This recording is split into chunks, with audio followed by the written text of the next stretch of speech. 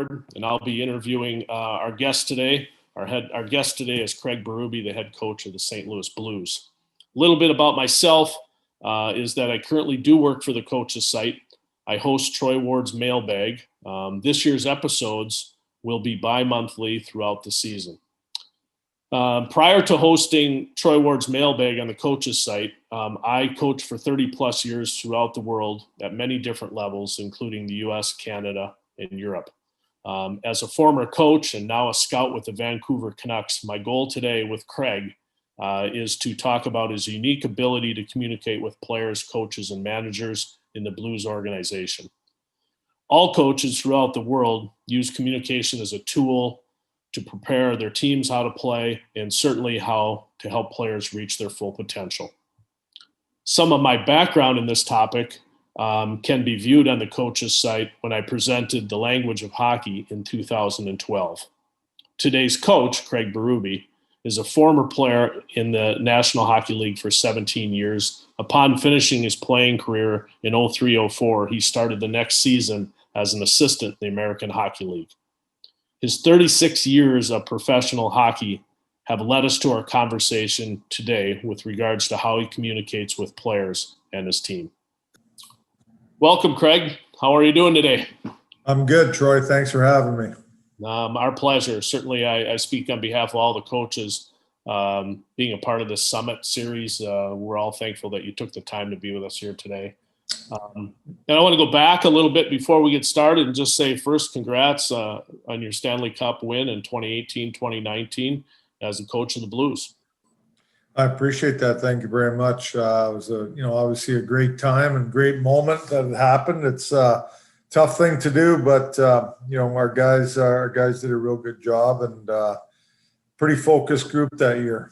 Yeah, and just an exciting time because our subject matter today is kind of your communication style. Obviously, if you're a coach and you're a part of the Summit, you've probably seen a lot of your YouTube things. You've seen how you've dressed the team in different ways. And we're going to examine that a little bit today together here on behalf of the coaches. And just to preempt this for all our listeners today, we're going to talk to Craig a little bit about his team communication. When I say that, coaches, we're going to talk to Craig about just how he addresses the team, how he addresses his leaders, how he addresses his staff, a little bit maybe about management, not so much. And then we'll talk about some individual communication and his methods, the way he goes about communicating with some of his players, and then some general questions about just coaching in general and about communication. So first, let's just go back to November of 2018. You're named the interim coach. Obviously, as a former coach myself, I know for Mike Yo, and I know your compassion for the game and for people in general, that's a tough time to go through because you stood by them. But somebody has to take over. You take over. I just wanted to see if on the inside of the real part of coaching, like, do you remember your first, not so much interview in the media, but do you remember your first speech when you walked in that day to address the team? Do you remember what the message was? Yeah, I mean, it's obviously tough when you lose a coach and a guy you're working with and a friend and stuff. So it was the next day I went in. I knew that I was taking over from the night before. And basically it was pretty simple that day. I just said, in direct terms that, we lost a good coach because we underachieved. And, really the conversation was about us becoming a team. That was right to the point right away, because I felt like, we weren't playing like a team on the ice. We weren't acting like a team on the ice. You can do, in my opinion, there's a lot of teams that get along well off the ice and they do all these things, but it's about on the ice and how you're performing with each other. And I didn't feel that we were at the level that was needed. So it was right to the point about becoming a team and, changing the way we play a little bit. Oh, good for you.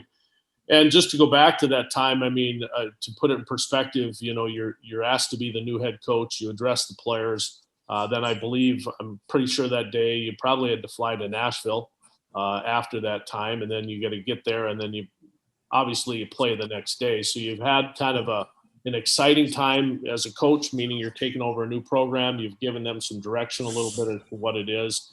And then if you Ken, now you're walking in the locker room. I know that you're a man of few words to a certain degree, but let's talk about just the talk that you had before Game 1 of your tenure in St. Louis and in Nashville, in a game that you lose by the score of 1-4 on your end of it. But do you remember exactly what, if you talked about the team thing so much in your first opening speech with them, what was your message prior to the game in Nashville?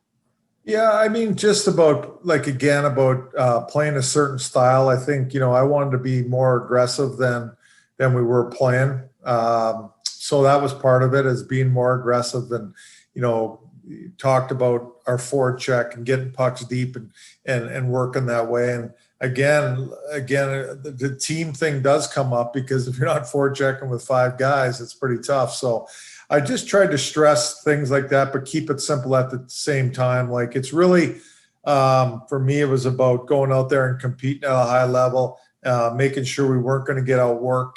The work ethic was there. And it's simple things like that really was the message for the first game for me, because we didn't have a lot of time. We had one practice. I tried to, that practice before that game was just really high tempo, trying to get the guys really moving quickly and being, getting more of an aggressive mindset. But it takes time, and I knew that. So going into that game, it was actually a fairly close game. We ended up, on the short end of it, but I think special teams played a bigger role in that game than 5-on-5 play. But my message was pretty simple. Pretty simple. And a good message for our coaches out there, just about simplicity. And now you lose the game. So to me, you've had 3 interesting times as a coach. I mean, you've had to deal with the media and your GM and accepting the job. Then you've had to be directive with the team, and then you've had to give a pregame speech, and now you have to be reactionary as a coach. And you've lost the first game, but knowing you a little bit as a player, been around coaching when you were playing a little bit, I kind of got a feel for probably how you went. But do you remember what happened after the game or what was said? Yeah, well, I don't tend to go in there after games too often. Like, obviously there's times where you do go in there. But I did not go in there after the game. We played Nashville the next day at home. Correct. And, I had a good feeling about things. So the next day, at the home game, I was motivated. I thought I motivated our team that game before the game, about how we need to play and how things are going to start to come around. And right away, like a couple of our guys, Pat Maroon, one of them, I think Braden Shen, went out there and got into some, action and really motivated the team. We ended up having a real good game and won. So it was real good. I thought that real good response by our team, and it really showed what type of team we needed to be successful, I think, in that game. Was that, when a couple of players have a friendly during the practice, was that a good indication that they were kind of following the lead at that point in time when you met with your staff? Like, geez, I think what I've said so far, we get the understanding here. Well, I do. I believe that for sure. You talking about that little action between Bertuzzo and Sanford in practice? Yeah. Well, when you practice hard and you're competing out there, which we wanted, like, I think, the competitiveness and stuff starts in practice. And we had to push our players to become more competitive in practice. And that carries over to the game. And sometimes those things happen.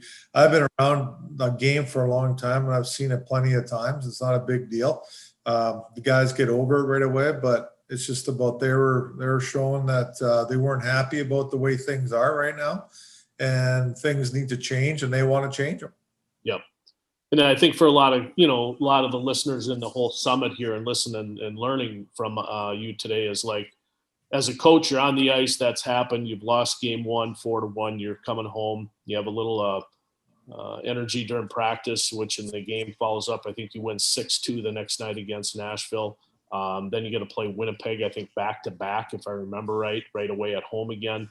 How do you handle it as a coach with a little bit of, do you go back to your playing days a little bit when a Donnybrook happens in practice? Do you just let it go and keep going? Or how does Craig Berube handle situations like that? Yeah, to be honest with you, I never said one word to either player. like, the guys get in there right away. They don't let things get too out of line. And they're good that way. Everybody knows. So there was nothing that had to be said about that. I think that, the guys, I think the team liked it. To be honest with you, I think that it showed, like I said, that, we weren't happy with the way things were going and what was going on. And sometimes those things happen. And, they realized, that guys care. And that's why those things happen, is because they care. Yeah. And during this time, obviously, you come back and in the next week or two or whatever, I believe that you probably have, I thought you lost like 5 of your first 7 as the interim coach, which is no big deal. You've been down the road many times as a player and as a coach. You were an interim coach before. But just take us as a head coach in the National Hockey League. How do you handle your staff? Let's start with that first part. While you're going through this, if you want to just say laying a foundation as to how we want to play, what's the staff communication and what's your rely on video versus team meetings and things like that? How is the direction from you as a coach? Yeah, well, I think you got to first of all lay the groundwork to each coach and what their responsibilities are. And over a little bit of time, once I got to really dig into everything, I had the responsibilities are handed out, and each coach knows exactly what they're responsible for and the area that they're responsible for, and then you let those guys work and do their job. And it's really important that you have trust in them. And if you don't, then you probably shouldn't be coaching with them. But I have complete trust in my coaching staff. These guys are smart guys, played the game for a long time and know the game very well. And so I had complete trust in them. And a lot of conversations were about how do we get this team to be, the team it can be at the level it needs to get to. Also, it's about the conversations are about, what type of things can we do to, get this team to really want to play for each other, because that's really what it boils down to. We didn't win enough games early on. I thought that, our goaltending probably wasn't good enough, and I didn't think that we were defending good enough in front of the goaltender. And those things flipped. I thought, in December sometimes, I thought that we really started to play good defense. Our goaltending started to pick up. Obviously, Bennington came in later on, but changed everything. Well, you cannot win in this league. I'm not going to talk about any league, but in the National Hockey League, you got to have a team that wants to defend. It's really important, and goaltending is obviously very important too. And once we got that foundation laid down, we started to score a lot more goals. That's the honest truth. And I mean, where the goals started to come, and then we were on our way. But the defense foundation had to come first. And I think that once we got that down, things started to really turn around. Did that lend you then, as the head coach, going through this now the second time you've been down the road? Obviously, it had successful stints in the American League recently, just in Chicago prior to that, so you knew some of your players. But did that sway your ability to communicate with the amount of work you felt you needed to do? Was video and team meetings more defensive than they were in the past? It's no disrespect to Mike Yeo or anything. It was just that this is my team now. And did you feel the team starting to take on a different identity because of the way you communicated with them through video or meetings? Well, the video meetings were directed to the point, and there weren't always. I talk about constructive criticism to the players, and that's really what it is. And it's for me. If you want to play for me, you have to be able to handle that, because I want to correct things, and that's exactly what we did. I mean, there was corrections, whether we won, lost. We're going over the tape, and the players are looking at it, and we corrected a lot of things. But the guys bought in, and they did a good job of understanding. That's what it's about. You got to be able to handle things when they don't go well. And you're making mistakes. You might see them on video. It's not to embarrass anybody, but that's the reality of it. And if they know that's the way it is, then they can deal with it. Yeah. And what makes this unique about this run? Obviously, it kind of captured the world, even if you weren't an NHL player, because of where you were in January. I think as late as January 3rd, you were probably in last place, interim coach. And, if you really get into a long time coaching, the amount of communication and the different ways to communicate during this process probably have its ebb and flow. But with you, it seems it's no secret sauce. It's direct, it's honest, it's fair. And now you take the turning point in the season. I felt was like you guys kind of played pretty well, like in the swing kind of up in Canada, which is typically happens. Like when you go on the swings, they're either going to go one way or another way. Right. Years, right? So your swing didn't result in a lot of wins. I thought in Edmonton, Vancouver, and maybe Calgary. Thought the team played well. And then there was another magical time where you went on a run, and that started with kind of a loss in LA. But then those Western swings out to LA can change things, where I think you went to LA, then you were in the South, in Florida and Tampa, then back out to LA. And it seemed like you kind of got your wings a little bit. Take us through that time. Yeah. Doug and I, Armstrong, obviously talked after that Canadian Western swing. And Doug says, man, we're playing real good hockey, but we just can't buy a win. And I said, yeah, I agree. We're playing real solid. I think we're, like I said, our defensive foundation was there and guys are doing a good job defending, but the goals weren't coming. They just were hard to come by at the time. And you go through stretches, obviously, throughout the season where the goals are hard to come by. And, a lot of times you rely on your power play. And I think, at the time, our power play wasn't overall doing very well either. So sometimes goals can be hard to come by. But, I felt like, things were right on the verge of turning. And obviously they did turn around. I think that the leadership of Pietrangelo, Steen, those type of guys I had real good conversations with a lot. And that really, I thought that they really took a hold of the team and really turned things around for us. Those guys are very good leaders and they've been around a long time and seen a lot of things. And, I thought that our leaders did a real good job of getting things going in the right direction. And, once you start scoring some goals, and Benner came in and he won that game in Philly, and things kind of took off, like we really, I think we were probably one of the highest scoring teams from then on to the end of the year. If you looked at the numbers, we ended up in the top 10 in both categories of defensive play and offensive play. Our power play picked it up. Our penalty kill was good. So we had all aspects of our game going in the right direction. And we're getting some real good goaltending from Binnington and Allen. That became a great combination. And it became a real good friendship between those two guys. And we needed both of them. They did a real good job of it. And, off we went.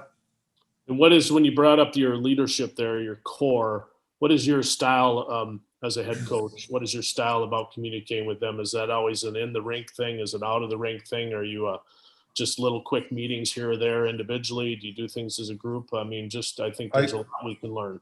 Yeah. Well, the one thing I did do is when I took over, I really had a lot of one-on-one meetings with Pietrangelo. He was the captain of the team. And I had to form a real good relationship with him. And I had to instill my beliefs were and what kind of, game we wanted to play. And, I think that was really good because we got to be real close, the two of us. And I thought that we communicated really well together. And then I started, having more meetings, obviously with Steen and Tarasenko, the other two captains. I'd bring Bullmeister in at times. There were certain guys I would bring in outside of the captains. I didn't have a huge leadership group that year. I kept it pretty small. The one thing I do is I do not have long meetings. I don't carry on for a long time and talk. I don't feel like players want to hear me talk too much. As any player and coach, like I don't believe in long meetings, whether they're video meetings or just talks with players. I keep it short and to the point. I tell them what I'm seeing and what I think needs to be done. And, to be honest with you, those leaders took the team over, in my opinion. There was times where I was going to go in the dressing room and talk, and Pietrangelo would say, I got it. no need for you to come in. And, I knew I was in a good spot then with these guys, and they're handling things like they should handle them in the locker room. Your coach doesn't always have to come in and make things, straighten things out, or, tell the team what the problem is. A lot of times the leaders can do that, and they started to really do that. And that, was a real good change for us. And with that, did you utilize your assistants as you went through this process and you run the Stanley Cup in between periods, or did you do all the speaking usually as the head coach? Yeah, for the most part, I always like to go in there before a period or before the game and talk about a few things that are important. Sometimes it could be about the style of play or what we need to do. Sometimes it could be we're playing the Oilers, or playing McDavid and Draisaitl. Well, I would focus on before that game. Listen, we obviously got to do a good job against these two guys. You're out there. It takes 5 guys to defend them. You got, and it's just awareness stuff about them, and depending on the game and the situation, or sometimes it would just be about our team. This is what we need to do the first 10 minutes here, boys. Let's get on the forecheck. Let's bang bodies. Let's play a hard style hockey. And so it changed game to game. I wasn't always the same. I mixed it up. Sometimes I'd go to the board and drop a few things, but not very often. It was more just talk. Between periods too, I like to always go to the team before we go out, just talk about a few things that we need to do better, that we're doing well. And but there is times the assistant coaches, I would just go and tell them a couple things here, and they would go in there and do that. But my assistant coaches did all the video pretty much. I was obviously in meetings, but they were that's their responsibilities, and they did most of the video meetings with the players, whether it's team or individual. Yep. Okay. Good. And then when you talk about your ability to come in and say what you say, do you rely on your 17 years of being a player? Is this for Craig and your development as a coach with the Blues? Is it off the cuff all the time, or do you find yourself, or do you lend yourself to be a deep thinker and have a kind of a preconceived message all the time, or is it because it's a joint group of our staff? This is what we believe, and I'm going to go in there and say that. Yeah, well, I rely on the staff for sure, and I get their opinions about things like, in between periods. What are you seeing, guys? Upstairs, somebody's upstairs watching. What are you seeing? Blah blah blah. What I'm seeing, what I'm feeling. A lot of times it was the same. Guys are on the same page. I do think a lot constantly about the game and where our team is at. And, I do think about things that would help, and I will bring them up the next day or something and talk to the team about them. I get feedback from, say, Doug Armstrong, Al McInnes. I got some real good guys around there that been around the game a long time, our coaching staff. So I love to hear what they tell me and what they're seeing and what they're thinking. And then I'll go and do something and on my own, and I'll think about things, and I'll come up with what I believe we should do. Yeah. So I try to get away a little bit and sort it out and sift through everything, and then, come up with a plan and a decision at that time. It could be about, what player should we put this guy in the lineup tomorrow? Should we change the line? Should we change the D pair? What goalie? Different things like that. Or it could be a systems thing. I think coaches will say, well, if this isn't working good enough, we should change. We should do this. And it's just little things like that. I thought that our staff made real good adjustments. I think that we're always making adjustments all the time. And I think it's important. I don't think your style of play changes, but you make adjustments to, certain things throughout the season and in the playoffs that are going to help you win. Yeah. And I think you bring up a really good point, one that, I would have to say on my end as an ex-coach, is that I think your ability to listen as a head coach is really the foundation of being a good communicator. And it, by just summarizing what you just said there, like you took a lot of information. If I remember right, during that drive also, I thought, wasn't Larry a part of your staff as yes. an advisor? Yeah. Like you talk about your own maturity and maturity of being a coach in general, you have to have that ability to listen and understand that we're all in this for the common common ground of winning a Stanley Cup. And I think a lot of coaches in general, we can all take a page out of understanding how to listen, especially with experienced people like you have. Larry Robinson was unreal for us. This guy's, I think going in there, he had 9 cups, so he knew what he was doing as a player and a coach and an assistant coach. And so, having him around, he's a great guy. And if people don't know him, it's hard to find a better guy, to be honest with you. Yep. And he was really good for us and our staff. It was a young staff. Like we had, there's 3 coaches on that staff that were, under 5 years of coaching, to be honest with you. So that's a young staff, and having Larry around was real important, I think, to one, he became an interim head coach before, and so he had the experience there, and 2, just instill in belief. You guys are doing the right things. Keep it going. It'll change. Things will turn around. That's important, to not jump all over the map when things don't go right. You can't keep changing things. You got to believe in your style of play and what you believe in, from the standpoint of what you want from your players and your systems, and then you got to go with it. You can't keep jumping around changing things, because the players they'll figure that out, and they'll just it won't work. So we stuck with what we believed in, and it ended up working out. Yeah.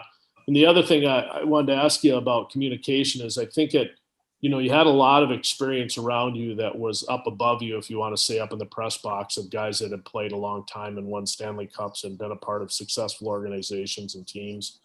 And during that time, a lot of times as coaches, you have another mentor along the way. There's somebody that's always that you go to in your private time. And, even during having, like you mentioned, a young staff, but having some veteran people that have been successful around you, was there a go-to guy for Craig Berube to always pick up the phone and chat with, that always grounded you as another voice that was maybe outside the team?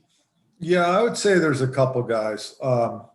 One's Rick Tocchet, good friends, and he's he won 2 cups with Pittsburgh as an assistant. So I've got, he was in constant contact with me, game to game, telling me what he sees, and things that work for Pittsburgh, just give me ideas about stuff. And the other is Ken Hitchcock.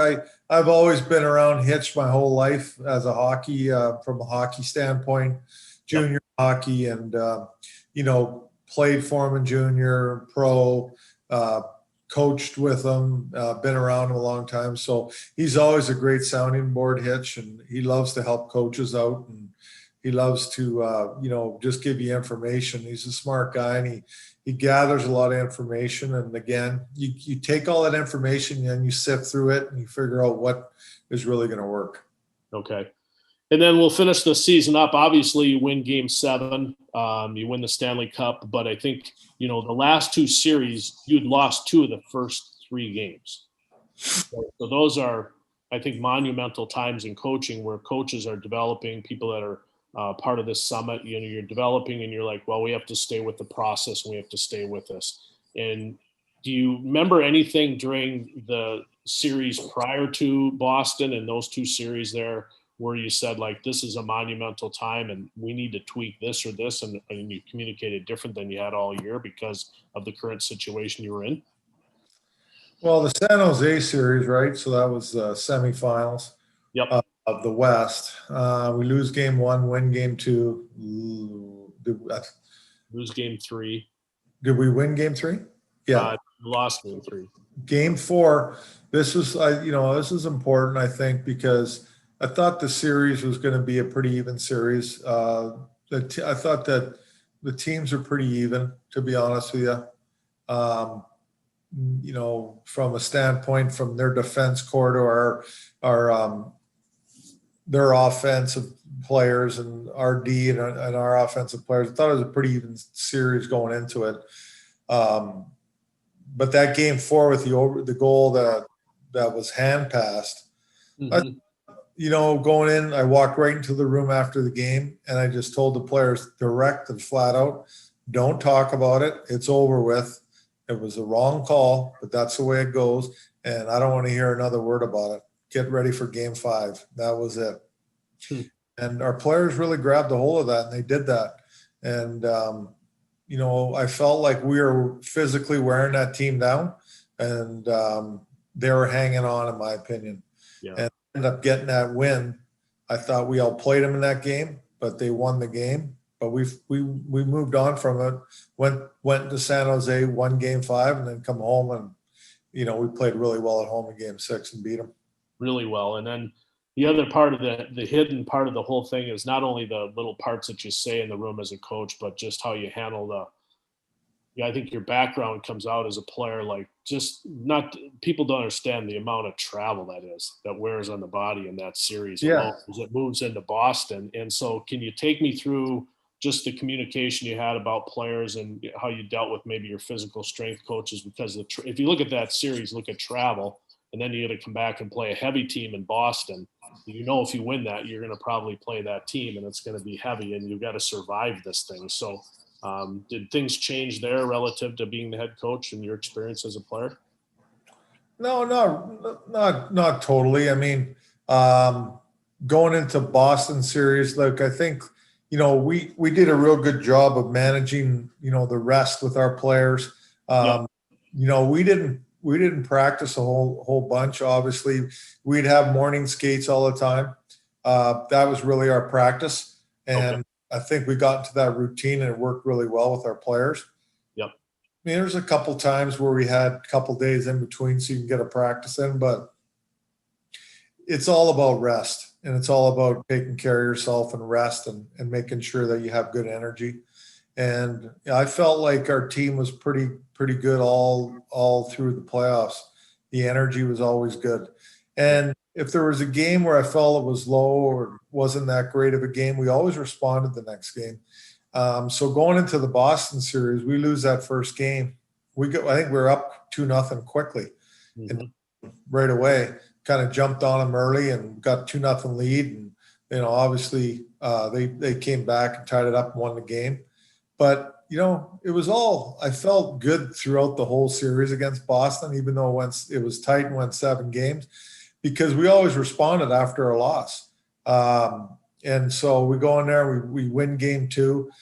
We come home, and this is all new to our team. So Boston was obviously more experienced. They won a cup. A bunch of guys on that team won a cup. They've been to another finals. They had more experience than us from the goaltender out. And so we come home for Game 3. And if you can imagine, like, just the pressure and the fans, and it was unbelievable in St. Louis. And I knew that our guys were going to be nervous, and they jumped on us in Game 3. We were tight and a little bit nervous, and it only takes a little bit, and that's the game, right? Game 4, we ended up winning, and with Game 5, we won in Boston. We were feeling good, but then again, you're inexperienced about, okay, we could come home and win the Stanley Cup here in Game 6 at home. I remember driving to the rink that day. I got to the rink around 3, a little after 3 for the game, 8 o'clock game. And there was 200,000 people outside the arena already. And I was like, whoa. And players are coming in, and I'm like, man, they're going to be tight. For sure. And it wasn't a good game for anybody. Yeah. I mean, the goalie, everybody struggled. But after that, I thought our team relaxed, and they were really in a good frame of mind going into Game 7 in Boston. The day before was great. I thought guys looked really good and loose and having a lot of fun. Morning skate was fine. So I felt really good going into that game. And I know the first period, I thought Boston had obviously the better of the play. They had a power play there. They had a few good chances. Bitter played well. Yeah. But then I thought that we took the game over and played our game, and we ended up winning. So I think all in all, I mean, that series against Boston, I don't think there was a whole lot to be said from a coaching standpoint. It was about guys learning a little bit, and inexperience to an experienced team. But we overcame that and won. Yeah. And obviously there's a lot out there, social media or just YouTube, obviously you got to love, if you're a hockey fan, you got to love your pregame speech before Game 7, just because it's short and it's sweet. It's to the point. There's some bliss that's in there that we won't repeat for the show, but I'm sure every Yeah. adult will And itself. it was just what I believed, Yeah. basically, and I believed in our team, and I told them all playoffs, we're a good team, and that's why we're here, because we're a good hockey team. That's like, the team is what makes us good. And we talked. That was the first meeting I had when I took over. Become a good team on the ice, and you'll give yourself a chance to win. And that's what they did. And that's my speech was.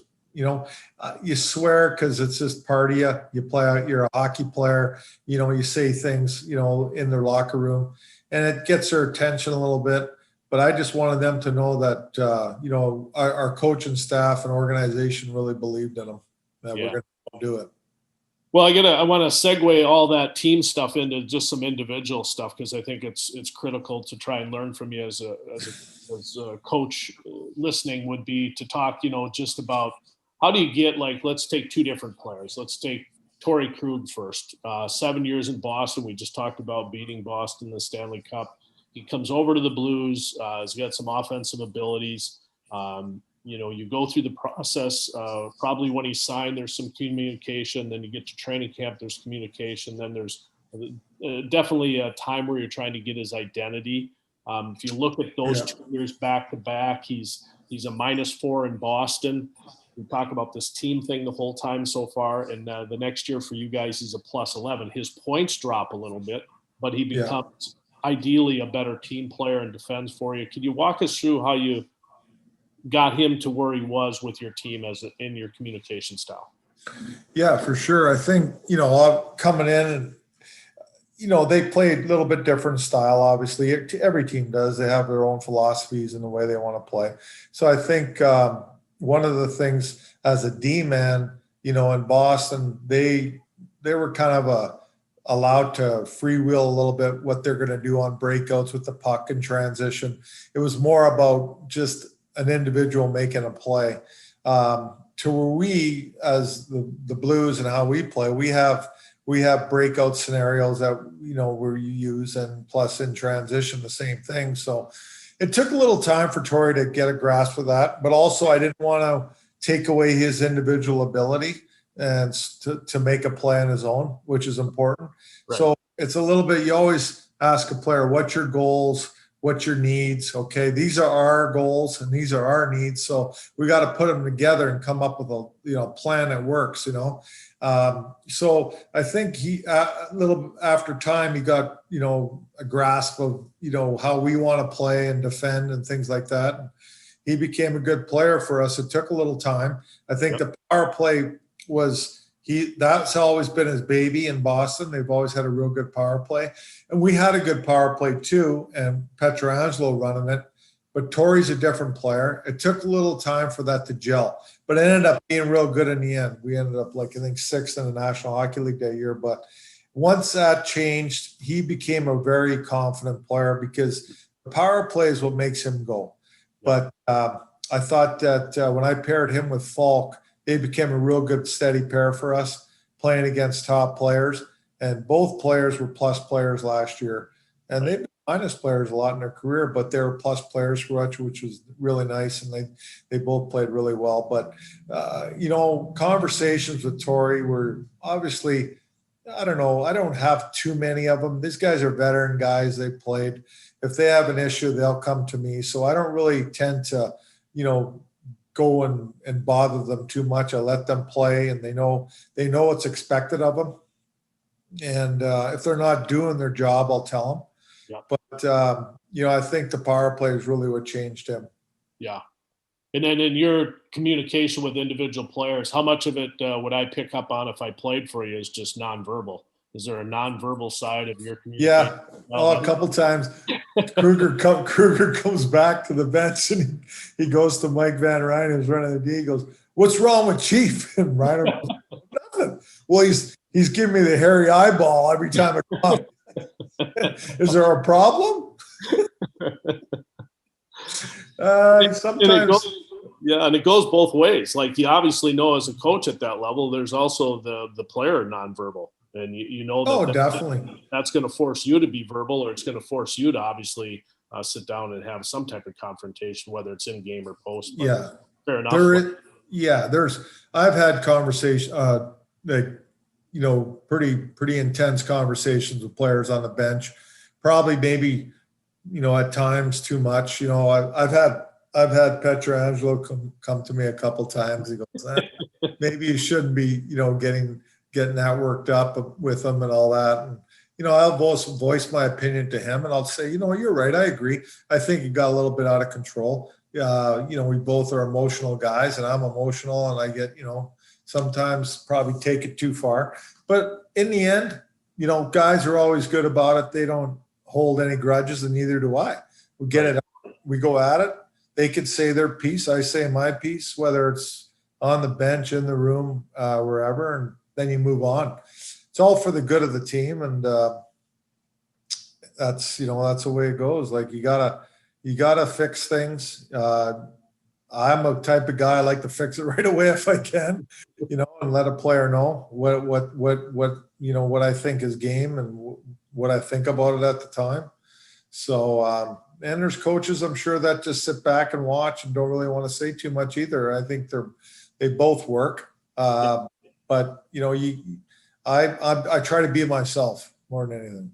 And I think what we're hearing, as a group of coaches listening to you is like, I think we're picking up on the fact that, your style would be there's no gray area.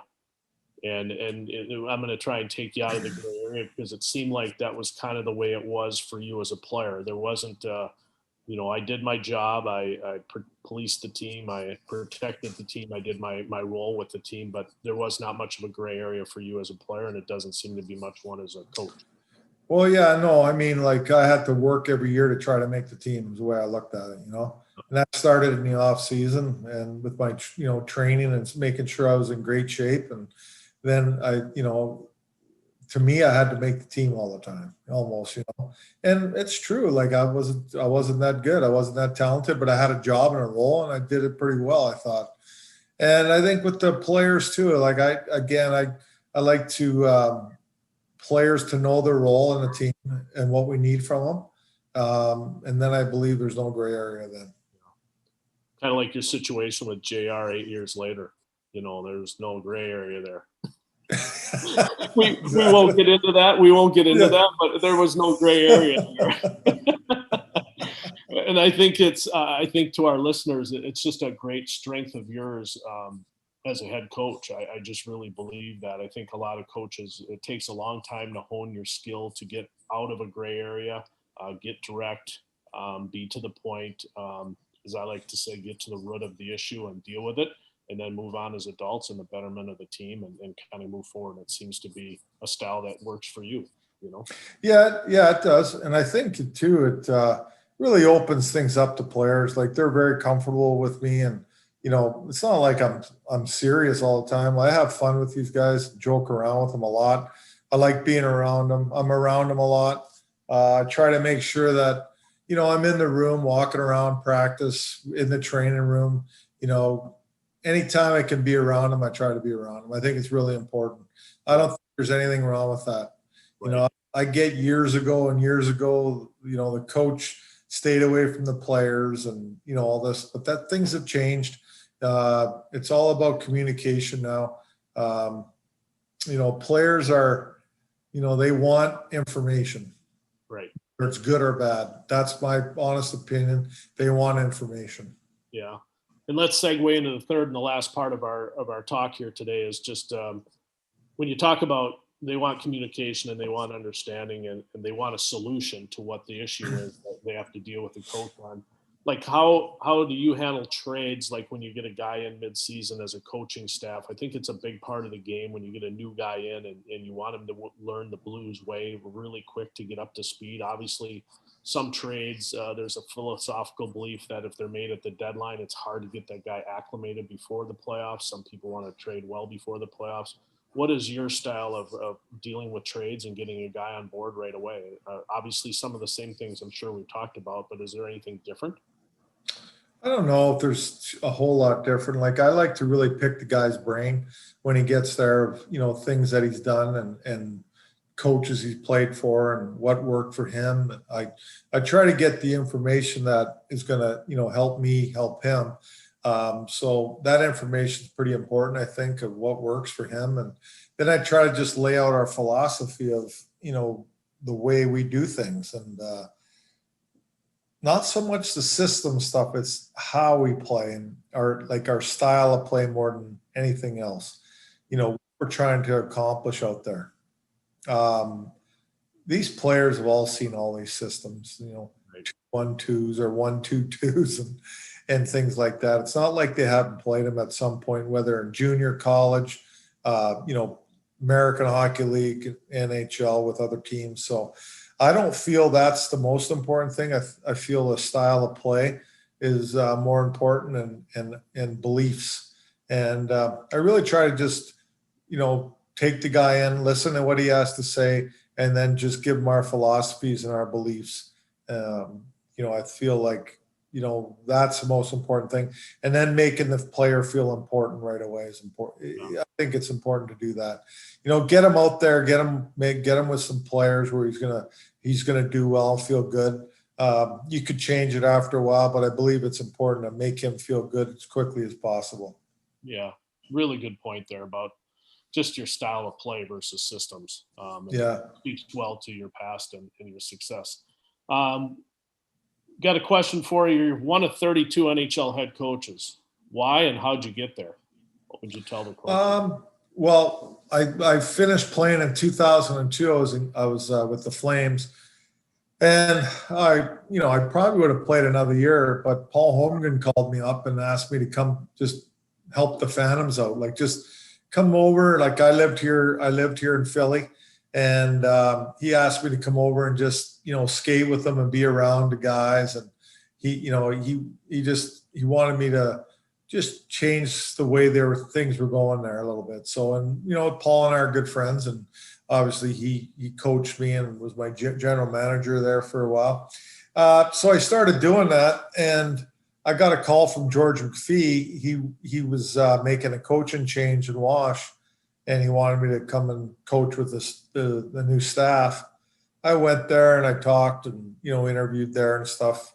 I got back to Philly here, and Paul Holmgren and Clark, like they didn't want me to leave, and I said, well, all right, but they go, why don't you coach here? Like just hang him up. He played long enough. You're probably not going to get another NHL job, and they're right. And so I started coaching with Johnny Stevens with the Phantoms, and then that's how I got started, and I loved it. Yeah. Johnny was very good. Johnny taught me everything I need to know about coaching and the video work and everything. He was great to me. Very smart coach.